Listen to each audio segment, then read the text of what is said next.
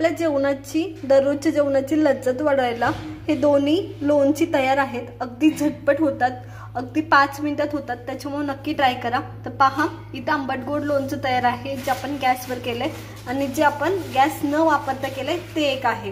ह्याच्यात गोडपणा नाहीये, गॅस पण न वापरता जे केले ते फक्त आंबट आहे आणि दुसरं आहे ते आंबट गोड आहे। नक्की ट्राय करा। जर आवडले असेल तर लाईक करा, शेअर करा आणि सबस्क्राइब करा। नमस्कार मंडळी, मी कोमल तुमच्या सगळ्यांचं आपल्या कोमल नांगरे पाटील या रेसिपी चॅनल मध्ये खूप सारं स्वागत करते। तर आज आपण दररोजच्या जेवणासोबत तोंडी लावायला इन्स्टंट लोणची करणार आहोत। इन्स्टंट आहेत म्हणजे पटकन संपवायचे आहेत, इन्स्टंट आहेत, दोघांनाही सेमच साहित्य लागणार आहे। जवळजवळ एकासाठी आपण गॅस यूज करणार आहोत, गॅसचा वापर न करता करणार आहोत। तर दोन लोणची अगदी फटाफट तयार करणार आहोत। चला तर मग रेसिपीला सुरुवात करू। जर रेसिपी आवडल्या असतील तर लाईक करा, शेअर करा आणि सबस्क्राइब करा। जर आवडत असतील तर कमेंटला छान छान। चला तर मग सुरू करूया। इन्स्टंट कैरीचं लोणचं बनवतोय, त्याच्यासाठी तर मी कैरी घेतली। कैरी तुम्हाला हवे असेल तर तुम्ही साल काढून घेऊ शकता। विशेष करून गॅसचा वापर करून जी कैरीचं लोणचं आपण बनवणार आहोत त्याच्यासाठी पण नाही, न साल काढता वापरलं तर अतिउत्तम, काही होत नाही, व्यवस्थित होतं। चला तर मग आधी तुम्हाला हव्या त्या पद्धतीने तुम्ही कट करा। चला तर मग कट करून घेऊया। कैरीचं लोणचं बनवण्यासाठी इथं मी कैरी कापून घेतली आहे। ही आपण कढईमध्ये करणार आहोत, म्हणजे गॅसचा वापर करून करणार आहोत, त्याच्यासाठी मी इथं मोठे काप करून घेतलेत आणि ही आपण गॅसचा वापर न करता करणार आहोत कैरीचं लोणचं। त्याच्यासाठी मी या पद्धतीने कापून घेतलेत, तुम्हाला हवे त्या पद्धतीने कापून घेऊ शकता। आता मसाले पाहूया कोणते कोणते लागणार आहे। लोणचं करण्यासाठी आपल्याला मसाले कोणते कोणते लागणार आहे। तर कैरीचं लोणचं करण्यासाठी मी तर तिखट घेतला आहे, लाल मिरची पावडर प्लस तुम्ही कांदा लसूण मसाला सुद्धा घेऊ शकता, खूप छान लागते ती पण। तर त्याच्यानंतर इथं मी शेंगदाण्याचं कूट घेतलंय, हळद घेतली आहे, हिंग घेतले, साखर घेतली, साखरच्या ऐवजी तुम्ही गूळ घेऊ शकता। चला तर मग कैरीचं लोणचं बनवायला सुरुवात करूया। लोणचं बनवण्यासाठी आधी आपण एक गॅस न वापरता झटपट होणारं करणार आहोत। तर त्याच्यासाठी इथे मी बारीक फोडी घेतल्यात आणि त्याच्यात मीठ टाकते। आता एक गोष्ट लक्षात ठेवा, तुम्ही कधी जेवणार आहात त्याच्यावर मीठ टाकायचं। खूप जास्त वेळ टाकलं ना तुम्ही, बाकीचे मसाले जरी ऍड केले तरी कैरीला पाणी सुटतं आणि मीठ जास्त लागू शकतं।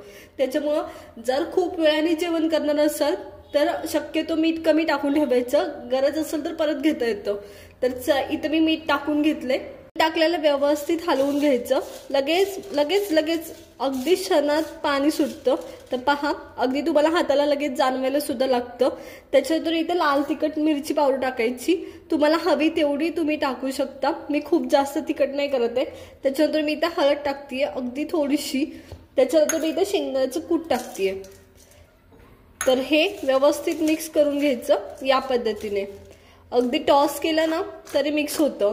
आता सुरुवातीला काय होतं मी तुम्हाला सांगते की मिरची पावडर कुठेतरी दिसते, कुठे कुठे नाही दिसत। आता या गोष्टीत काय होतं की आपण कलर येण्यासाठी, रेड कलर येण्यासाठी म्हणून मिरची पावडर आणखी टाकण्याची शक्यता असते, पण थोडंसं थांबायचं। जसं जसं वेळ जातो तसं तसं हे ओलसर होतं। अगदी तुम्हाला शेंगदाण्याच्या कुटाची गरज सुद्धा परत पडू शकते, त्याच्यामुळे जरा वेळ घ्यायचा। गरज असेल एक 5-10 मिनिटं वाट पाहायची, गरज असेल तरच मिरची पावडर किंवा तुम्हाला लागणारं कोणतं पण साहित्य तुम्ही ऍड करा, अन्यथा करू नका। हे लोणचं आपलं तयार आहे, तर थोड्या वेळाने आणखी थोडासा रेडिश कलर येईल, त्यामुळे थांबा। आता गॅस वापरून जे आपण लोणचं करणार आहोत त्याच्यासाठी मी इथं तेल घेतलंय, तेल व्यवस्थित गरम होऊ द्यायचं। मोहरी आणि जिरी टाकतीये, फक्त मोहरी टाकली तरी चालते। व्यवस्थित तडतडू द्यायची, एकदम व्यवस्थित तडतडली की हिंग टाकायचं। हिंग टाकणं खूप इथं महत्वाचं आहे। इथे हिंग टाकून हिंग सुद्धा व्यवस्थित फुललंय।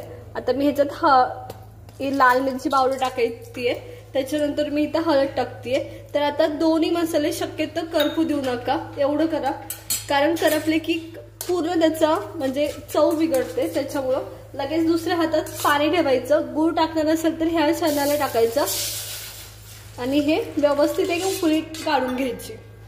उकळी यायला सुरुवात झाली, साईडनी पहा, त्या टायमाला मी ह्याच्यात मीठ टाकते चवीनुसार। गूळ टाकणार असेल तर मी मगाशी सांगितलं कधी टाकायचा, तर साखर मी आता टाकते किंवा गूळ सुद्धा तुम्ही या क्षणाला टाकला तरी चालतो। तर इथे मी 2 चमचे साखर टाकली आहे। दोन्ही गोष्टी व्यवस्थित विरघळू द्यायच्या, मेल्ट होऊ द्यायच्या, साखर राहू द्यायची नाही। व्यवस्थित जोपर्यंत उकळी होते तोपर्यंत मेल्ट होतं आम्ही। एक गोष्ट लक्षात घ्या, जेव्हा तुम्ही गूळ टाकणार आहे तेव्हा ह्याला आणखी सुद्धा लालसर कलर जास्त येतो आणि इवन साखरपेक्षा गुळातलं जास्त तुम्हाला पौष्टिक सुद्धा असणार आहे, त्यामुळे तुम्हाला गुळ टाकायचं असेल तर नक्की टाका। तर आता ह्याला एक व्यवस्थित उकळी यायला सुरुवात झाली आहे। व्यवस्थित उकळी आली आहे तेव्हा आपण हे उभे कट करून जे घेतले होते कैऱ्या ते त्याच्यात ऍड करायच्यात। तर याच्यात एक कैरीसाठी मी 1 वाटी पाणी वापरले, इनफ होतं। कदाचित शिजायला जास्त सुद्धा लागू शकतं, तर इनफ होतं शक्यतो 1 वाटी पाण्यात व्यवस्थित कैरी शिजली जाते। तर चला आता ह्याला शिजवून घेऊया। गॅस बारीक करायचा आणि ताट झाकायचं आणि 10 मिनिटं शिजवून घ्यायचं, व्यवस्थित शिजते। जवळजवळ 5 मिनिटं झालेत, 5 ते 7 मिनिटं इनफ होतात लोणचं व्हायला। तर पाहूया, हे पहा या पद्धतीने झालं। आता खाली थोडंसं पाणी राहिलंय, पहिल्यांदा गॅस बंद करून टाकते।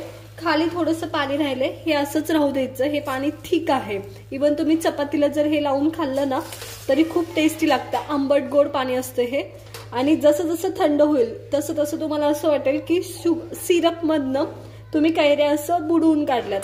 त्याच्यामुळे जसं जसं थंड होईल तसं तसं हे दिसायला पण सुंदर दिसेल आणि टेस्टला सुद्धा अप्रतिम लागेल। चला तर मग दोन्ही लोणची आपली झालेत, आता आपण साईडला काढून घेऊया। आपल्या जेवणाची, दररोजच्या जेवणाची लज्जत वाढवायला हे दोन्ही लोणची तयार आहेत। अगदी झटपट होतात, अगदी 5 मिनिटात होतात, त्याच्यामुळे नक्की ट्राय करा। तर तुम्हाला आजची आपली इन्स्टंट लोणचीची रेसिपी कशी वाटली हे मला कमेंट करून नक्कीच सांगा। जर रेसिपी आवडत असतील तर लाईक करा, शेअर करा आणि सबस्क्राईब करा। भेटूया नवीन रेसिपी सोबत, तोपर्यंत धन्यवाद।